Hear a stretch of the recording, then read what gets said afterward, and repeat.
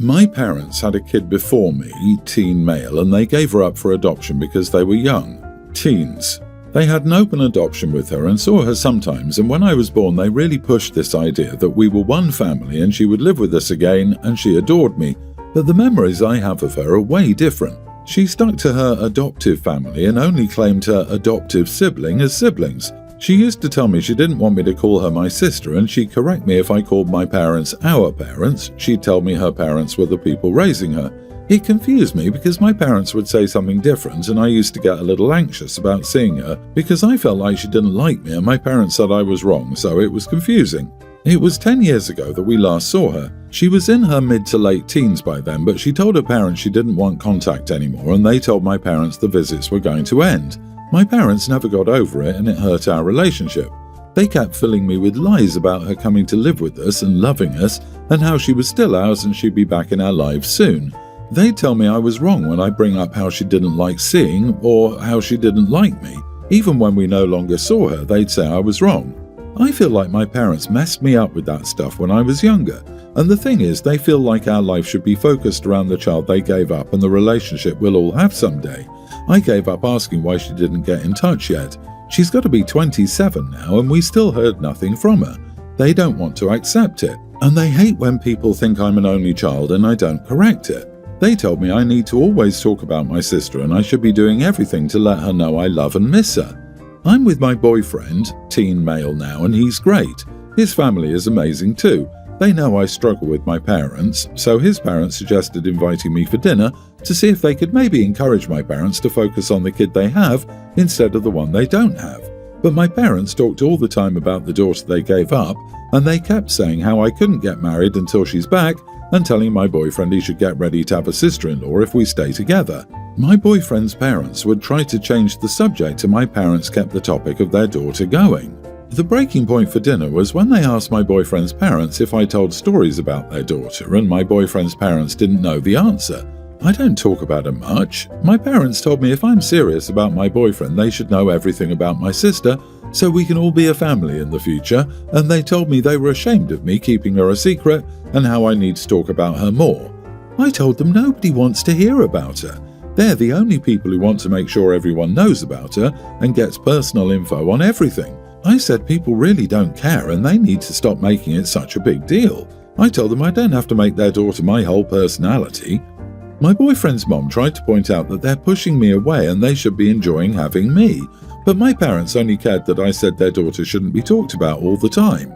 They were furious. We argued and I ended up staying at my boyfriend's house for a couple of nights, but then my parents made me go home and they said I had no business talking to them like that in front of others. Am I the idiot? Not the idiot. At this point it looks like you won't have a daughter and a son. I understand why the daughter doesn't want anything to do with them. If I was you, I would go no contact ASAP. Just work on building a chosen family that will support you. As your sister showed, family is not about blood, but about the people who love and support and respect you. Yeah, it's really no wonder why the daughter ghosted them. She saw how obsessive and possessive they were, realized they would suffocate her with their clinginess if she let them in, and ran for the hills. Honestly, good for her. For her sake, I hope she's never found. Really, your parents are never going to accept that their daughter doesn't want anything to do with you or them. An open adoption only works if the bio family acts like aunt and uncle. Your parents are morons. Do yourself a favor and get away from them as soon as possible, then they can live in their minds with their imaginary daughter. My brother and his friends got really into using this app. Basically, you download or upload a picture and it rates you out of 10, plus gives you some advice on how to improve. Basically, you're intended to use it on yourself as more of a self-improvement tool, but that's not how they were using it. They put the girls in their class into it taking pictures from their Instagram and ranking and laughing about them in their group chats.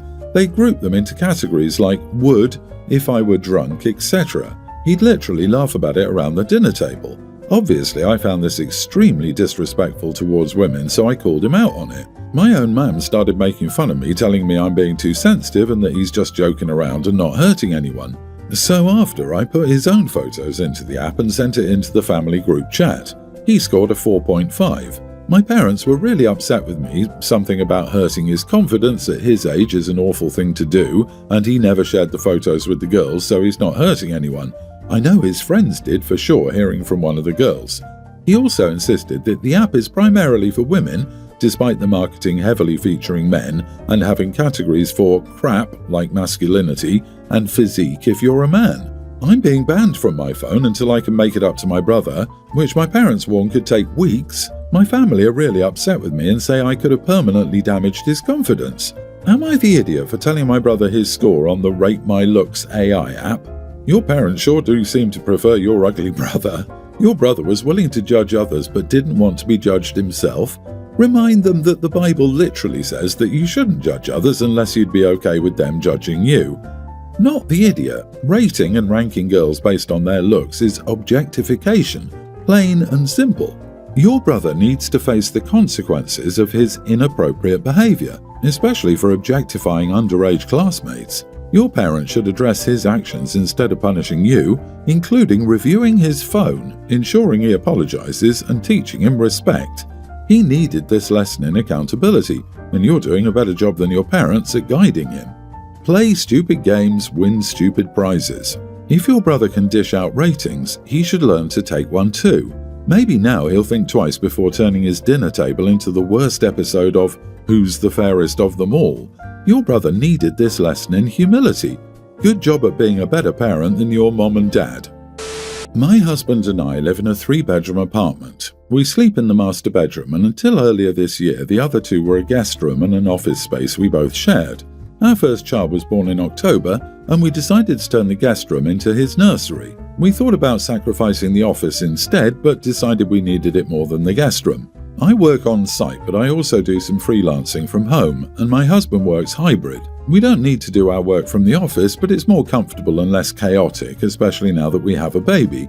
On the other hand, we rarely have guests over. If we do, the office is big enough to set a mattress, edit a normal one, not an air mattress, on the floor. My father lives in a different country. He's travelling here for Christmas in about a week, and this will be his first time meeting my son in person. Last time he came, I was pregnant and we still had the guest room, so he stayed there during his visit. A couple weeks ago, my father called to ask whether he could stay at my apartment again this year. I said sure, but we don't have the guest room anymore, so he'd have to sleep in the office. He asked what I meant, and I told him we'd turn the guest room into the baby's nursery. He then asked why I hadn't gotten rid of the office instead. I explained my and my husband's reasoning. My father got annoyed and said, "Whatever, I'll get a hotel," before hanging up on me. The next day, my father texted me. He said it was selfish and inconsiderate of me and my husband to keep an office we don't actually need over a room to properly house potential guests. He added that he didn't raise me to be such an awful hostess, and it's insane of me to think people would be okay sleeping on a mattress on the floor. My sister is siding with my father, and I'm starting to doubt myself here. Am I the idiot? Not the idiot. A home should be set up for the best interests of the people who live there. You and your husband both regularly work from home. Sure, you can make do without the office, but it would be awkward and inconvenient for you both. It's quite absurd for someone who isn't paying any part of the rent or living there to expect you to suffer routine inconvenience in your own home year-round to better be convenient for them a few days a year. This, dear gods, this. You live in your house and it should accommodate what you and your family need, not something or someone that visits once a year. You offered a place to sleep and that was enough. Let your dad enjoy his hotel. You're not an awful hostess, he's an awful guest. He's entitled and rude. This was our reasoning as well. When we first moved into this house, the second bedroom became the guest room and general storage area, and we were cramped fitting a desk with 2 computers in a tiny box room. Took us maybe 10 years to realise it was stupid to have the bigger room going unused, except for that 1 week a year my parents would come over when we needed the space for ourselves. So we swapped. Okay, when the sofa bed is down, it's just about the only thing that fits in there, so it's not super convenient, but it still works as a bedroom if you're only staying a week. Meanwhile, we work from home and finally have proper desks set up. So yeah, I'm totally with you, OP. You are the idiot. Old people can't get up from the floor. You and your wife could swap beds with him when he stays. Let him have yours and you have the mattress on the floor. Alternatively, get a proper bed as minimum guest furniture, plus desk and chair as minimum office furniture. I, 18 female, work for my dad and get paid really well for my age. I've been working for him for a year, saving most of my income in an account they don't have access to while keeping a little for daily expenses. My relationship with my parents is rocky because their marriage is toxic, and my sibling, tween male, and I are often caught in the crossfire of their unresolved issues. I live with them, but I'm planning to move out and take my sibling with me when I can. Recently, things have been calm between us, so I thought maybe I could trust them more. They've always said my money is mine, so I didn't see this coming. Last night, they asked to see how much was in my savings account. When I showed them, they grabbed my phone and ignored my questions about what they were doing. I overheard them transferring $990, the daily limit, into their loan account without my permission. When I got upset, my dad laughed and told me to transfer another $990 the next day. They didn't explain why they were taking the money or ask for my help beforehand. This morning, my mom admitted it was for their mortgage. I told her they could have asked me instead of taking it without permission. She said, "Your money is our money and you're getting the house when we die, so what's the problem?" That really hurt because I've worked hard for my savings to secure my future and help my sibling, and now it feels like all my work is pointless.